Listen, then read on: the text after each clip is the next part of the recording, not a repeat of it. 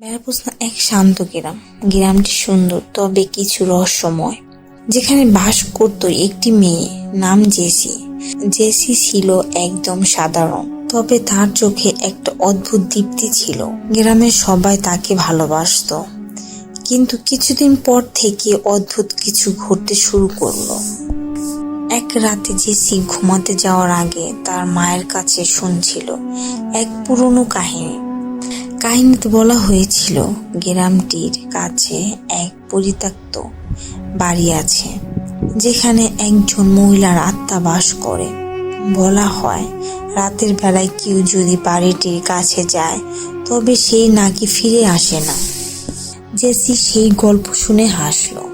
সে ভাবলো এটা নিছক গল্প, আমি তো সাহসী। কিন্তু রাত বাড়তেই গ্রামে এক অদ্ভুত অনুভূতি ঘিরে ধরল। রাতের অন্ধকারে কোথাও কিছু যেন ঠিক নয়। পরের দিন সকালে জেসি তার বন্ধুদের সঙ্গে নিয়ে সিদ্ধান্ত নিলেন পরিত্যক্ত বাড়িটি দেখতে যাবে। তার বন্ধু রাহুল বলল, তুই কি পাগল? ওই বাড়িতে তো কেউ যায় না। কিন্তু জেসির মনে ছিল এক ধরনের উন্মাদনা। বিকেল বেলা তারা চারজন বাড়িটির দিকে রওনা হল। বাড়িটি ছিল পুরনো এবং ভেঙে পড়ার মতো। ছাদের এক পাশে কিছু অংশ ছিল ছিঁড়ে গেছে, কিন্তু বাড়িটির ভিতরে প্রবেশ করতে জেসির মনে কোনো ভয় ছিল না। বাড়িতে ঢুকতেই তাদের মনে হলো যেন সময় থেমে গেছে। জেসি একদম সামনে এগিয়ে গেল। হঠাৎ পিছনে একটা দরজা খোলার শব্দ হলো। সে চমকে গেল। তার বন্ধুরা আতঙ্কিত হয়ে চেঁচিয়ে উঠল, জেসি ফিরে এসো। জেসি কিন্তু দৃঢ় সংকল্পে দাঁড়িয়ে রইল।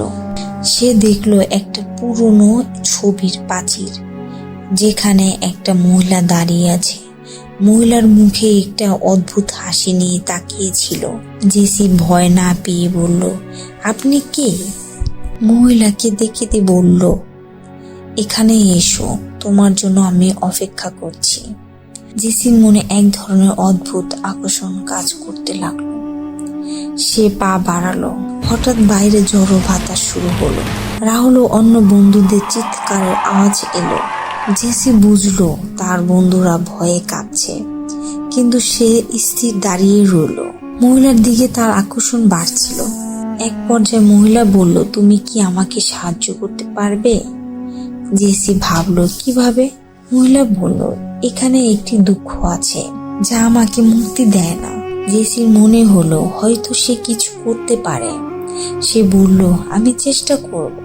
মহিলা তখন তার হাতে একটা পুরনো আংটি দিল। এটি আমার চিহ্ন, তুমি যদি এটি ধারণ করো তবে আমি মুক্তি পাবো। কিন্তু সাথে সাথে তার মাথায় একটি ভয়ানক অনুভূতি ঘিরে ধরল। তার চারপাশে অন্ধকারের কোলাহল শুনতে পেল। বন্ধুরা আবার চেঁচিয়ে উঠল, জেসি আমাদের কাছে এসো। কিন্তু জেসি তখন একদম আলাদা এক জগতের প্রবেশ করছে। তাকে তার বন্ধুরা দেখছে না। সে মহিলা থেকে এক ধরনের শক্তি অনুভব করতে শুরু করল। হঠাৎ মহিলার মুখে পরিবর্তন হলো। সে আতঙ্কিত হয়ে বলল, এটা ঠিক নয়, তুমি ফিরে যাও। কিন্তু তখন খুব দেরি হয়ে গেছে।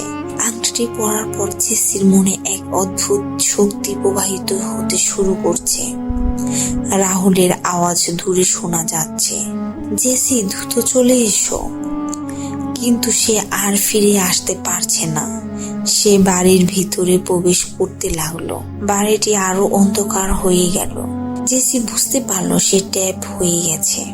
মহিলার আত্মা তাকে বলছিল, তুমি আর বের হতে পারবে না, তুমি আমার হয়ে যাবে।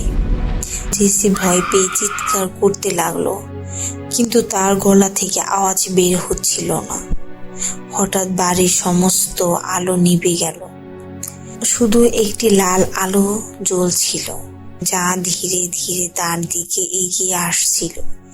সে বুঝতে পারল ওই মহিলা একা ছিল না, তার চারপাশে আরো আত্মা ছিল যারা জেসিকে ঘিরে ধরেছে। বন্ধুরা বাইরে থেকে জেসির নাম ডাকছিল, কিন্তু জেসি আর তাদের শুনতে পারছিল না। সে তখন সেই পুরনো ছবি দেখে, যেখানে মহিলার চোখে কান্না দেখতে পেল। তুমি কি আমাকে মুক্তি দিতে পারবে? মহিলা বলছিল। জেসি ভেবেছিল কিভাবে মুক্তি পাবো। সে আংটি খুলতে চেষ্টা করলো, কিন্তু সে বুঝতে পারলো এটা আবারও শক্তিশালী হয়ে উঠেছে। মহিলা তখন বলল, তুমি আমাকে ভুলে গেলে?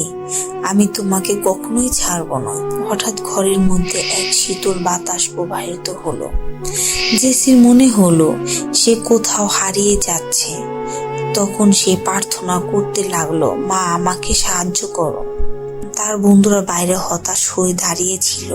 তারা কিছু করতে পারছিল না, সুতরাং তারা পুলিশের কাছে গিয়ে সাহায্য চাইল। পুলিশ এসে বাড়ির কাছে দাঁড়িয়েছিল, কিন্তু কেউ ভিতরে প্রবেশ করতে সাহস পায়নি। জেসি তখন সেই অদ্ভুত আলোর দিকে এগিয়ে গেল, কিন্তু হঠাৎ করে সে শুনতে পেল, তুমি আমার হয়ে যাবে। আর তখনই জেসির মনে হলো তার জীবন ধীরে ধীরে অন্ধকারে ঢুকে যাচ্ছে। সে যতই চেষ্টা করছিল, ততই যেন কিছু একটা তাকে ধরে ফেলছিল। শেষ মুহূর্তে চিৎকার করে বলল, আমি ফিরে আসব। এভাবে শেষ হলো জেসির সমাপ্ত আতঙ্কের গল্প। বেড়াবোসনা গ্রামবাসীরা এখনো জেসির কথা মনে করে। কেউ জানে না সে কোথায় গেল, শুধু এটুকুই জানে জেসির সাহসের গল্প যেন গ্রামটিতে এক শোকের আহ্বান নিয়ে এসেছে।